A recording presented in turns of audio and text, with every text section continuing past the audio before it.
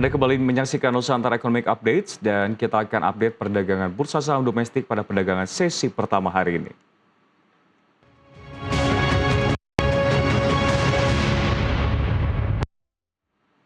Berdasarkan data yang Anda saksikan saat ini merupakan data IHSG di pembukaan sesi pertama jam 9 pagi waktu Indonesia Barat 18 Februari, di mana kita melihat IHSG sebelumnya dibuka terapresiasi 0,29% di level 8.235.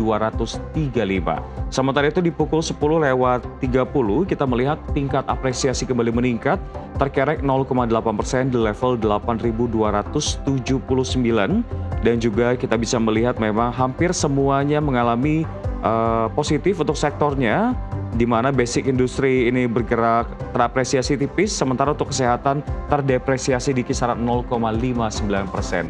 Dan pemirsa, kita mengetahui memang sepanjang pekan lalu pasar keuangan Indonesia mulai menunjukkan arah pemulihan, IHSG kembali ke atas 8.200-an, rupiah juga stabil, namun secara teknikal IHSG saat ini tengah menguji area resisten rata-rata pergerakan 100 hari di kisaran 8.400.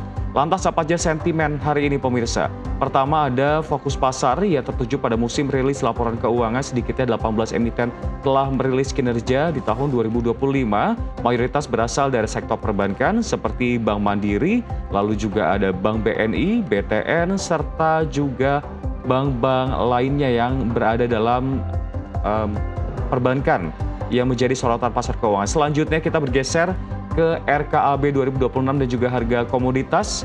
Pasar juga mencermati perkembangan RKAB 2026 untuk sektor minerba. Sebagian pemegang PKP2B generasi 1 dan IUP BUMN dilaporkan tidak terkena pemangkasan produksi. Royalti 19% dan 10% laba bersih menjadi pertimbangan kontribusi ke negara, namun terdapat tambang yang dikabarkan mengalami pemangkasan hingga 80% dan kebijakan ini berdampak langsung pada saham batu bara dan nikel. Di sentimen ketiga ada terkait dengan penantian terhadap suku bunga Bank Indonesia, di mana memang saat ini suku bunga berada di 4,75% sepanjang 2025. Bank Indonesia pun telah memangkas 5 kali masing-masing 25 basis point.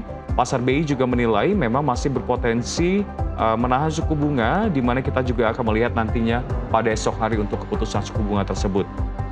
Dan sentimen yang terakhir adalah Ramadan pemirsa, yang menjadi sentimen domestik positif. Konsumsi rumah tangga meningkat tajam, sektor retail, fashion, makanan, dan e-commerce juga turut terdorong karena memang konsumsi penyumbang porsi terbesar terhadap PDB Indonesia. Dan yang terakhir dari mancanegara adalah S&P tetap melanjutkan rebalancing Maret 2026.